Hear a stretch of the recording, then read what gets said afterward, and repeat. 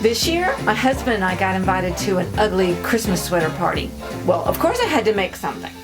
Now, I don't think they're ugly, but they probably are a touch on the gaudy side. Anyway, in this video, I'll show you how I made my husband's, and there's another video to show you how I made mine. I used all kinds of different materials that aren't really typical sewing materials for this project. Like, this is insulation board, like for your house, and it does come in 4-foot by 8-foot sheets.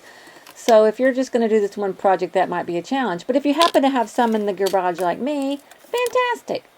This felt is stiff, and I didn't buy it on purpose to be stiff. I bought it because it was the only red they had, but it turned out to be perfect for what I need because it helped hold the fireplace in shape better. I used Bic Sharpie. I know that sounds contrary because Sharpie's actually a brand name, but that's what we call permanent markers. Anyway, I used the Bic silver permanent marker to draw the mortar between the bricks, and that really made it look like a fireplace instead of just some kind of crazy red thing. I did try the Sharpie brand silver, and it didn't show up as well. I did end up with a lot of ink on my fingers by the time I was done with this, but it washed off. Now, to make the bricks look a little more realistic, a little more three-dimensional, I don't know which colors would show up on it. I guess I could have tested it, but I didn't. So I just started giving all of the bricks a little bit of shading. Some I used yellow, which only changed it a little, and some I used a gray that I had and a brown. Anyway, I thought that made the bricks look more realistic instead of just all flat red, the same color red. The hole is the size of the screen. It's not the size of the phone because you don't want the extra, you don't want the home button, you don't want that all that showing. So it's just the size of the screen. See, look at that. So good. All right, and now the hearth is a square. So I cut it, it sticks out as far as it did the thickness of 2 of them. This foam stuff, when you cut a long strip and you break it, it pops and it's like such a cool thing that it breaks so smooth. Not when it's the little pieces, so I had to kind of saw them off a little more. But I wanted them to be the same length as the bricks, so I had to saw on that a little bit. I was going to cover it with felt. It would be fine. So now I've got to cover them with the felt. So I marked the felt and made sure I knew where the fold was going to be so that the brick didn't fold in half. Draw the lines to be the horizontal lines, but on the vertical lines, the place where it folded from being on the top of the hearth to going down to the front of the hearth, I had to make sure that those vertical lines didn't change. You know, they alternate. That had to go, make sure it went straight between the two, which makes it look funny when it's flat, but because it was the same brick, different sides of the same brick. So I had to make sure that where the center was, and that covers, it looks like it covers 2 rows, but confusing. Then I did the same thing with the multiple colors and gave these bricks some texture with color. It looks like in the video they're darker, but when I look at it in person, it seems to be like they're the same color. Anyway, now glue these 2 pieces of foam together so I have one big square for the hearth. And look, I didn't burn myself. Yeah, I know it's a hot glue gun, and usually I burn myself, but I actually didn't burn myself this time. But here, when I covered the ends with the red felt that I also added the bricks to, I used a pencil. Now, it did get glue on the pencil, but it was better than getting hot glue on my fingers. Not that I'm not, in with that, and that's how I usually do it, burn my fingers with the hot glue. But this time, see, I put it there and then rolled it down and held it till it cooled with the pencil so that I didn't have to stick my finger in it. I have to say, the first one I did, I almost stuck my finger in it, but then I saw that pencil and went, no, I have a better plan this time. Anyway, cover the ends first so that I could hide that little flap that came around. Then I glued on the bricks that make the hearth look like it's bricks. And they're just even on the top, but then they wrapped around a little bit on the bottom so that they would fit and look like they kept going. But then once I got them glued on, I also added a piece of dark brown. I think I would have liked black, but I didn't have any. I had some dark brown. So then I added a piece of dark brown to the bottom of it because it was going to show, because this sort of hangs off of the sweater. It doesn't fit up tight against the sweater on the bottom, this three-dimensional thing. So some brown felt there to cover up the blue foam. I don't know that anybody could tell there was foam. It was completely hidden once it was all done. And then glue the hearth onto the bricks. Nice. I did make the line at the bottom edge of the bricks and at the back of the hearth thicker, just so that however they overlap would be okay. Now time for the mantle. So this is just one thickness, but it's a little bit longer than the bricks. And then I did this technique that makes it look like wood.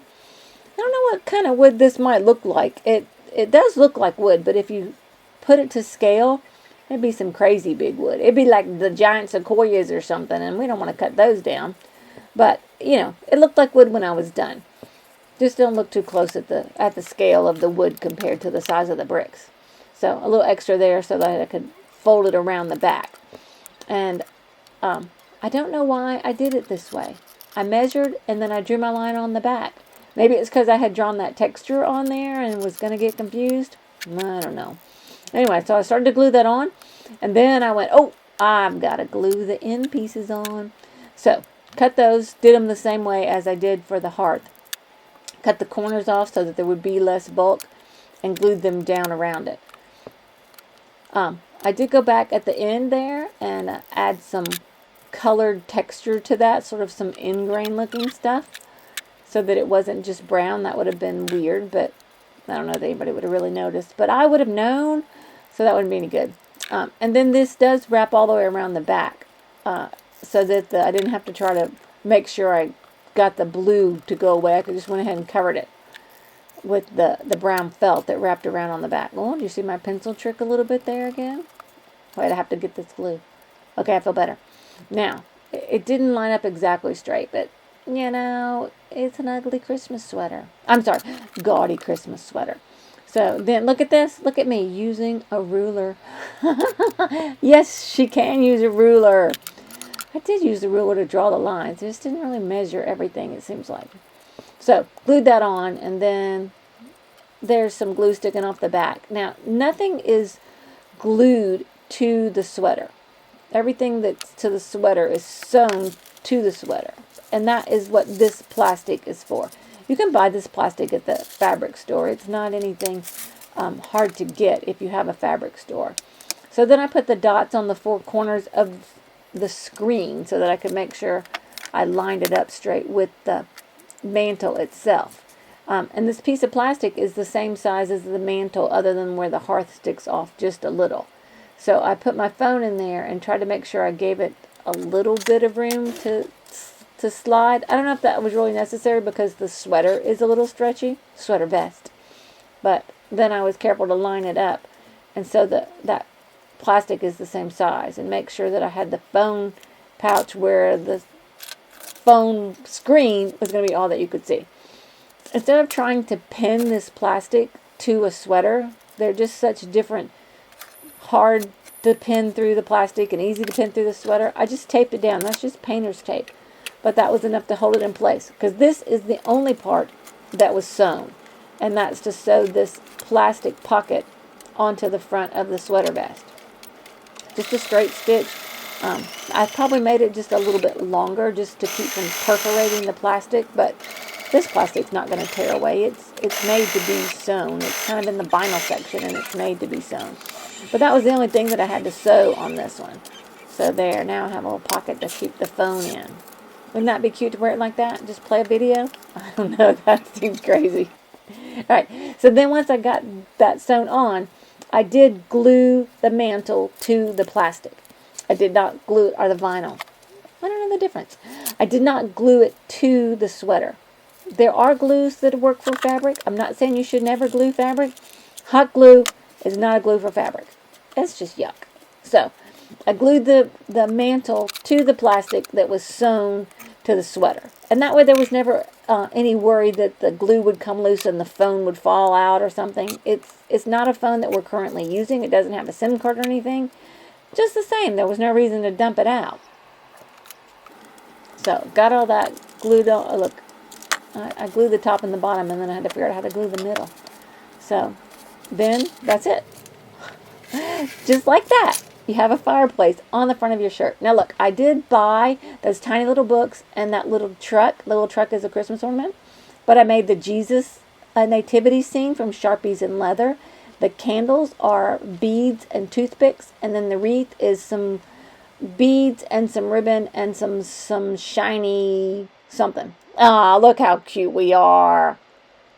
Thanks for watching. I hope that was useful to you. And if you make a gaudy Christmas sweater using some of these ideas, I would love to see them. I don't know how to share on YouTube. I don't think we can. But I know you can share it on Facebook. So I have a Facebook page with the same name, One Mo Project. I'd love to see your gaudy Christmas sweater. Remember, the angel came and said to the shepherds, "Fear not, for behold, I bring you good news of great joy that will be for all people. For unto you is born this day in the city of David a Savior, and he is Christ the Lord." See you next time.